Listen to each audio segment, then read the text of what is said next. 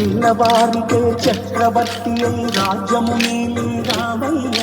తండ్రి మాటకై పదవిని బదలి అడవుల తేగెనయా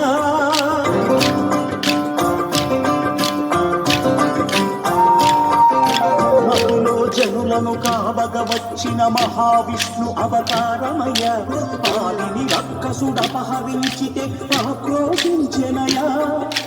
అసురుని దూచి అమ్మను తెచ్చి అగ్ని పరీక్ష విధించెనయా సాగలి నిందకు సత్యము చాటగ కులసతినే విడనాడెనయ నా రాముని కష్టం లోకంలో ఎవరూ పడలేదయ్యా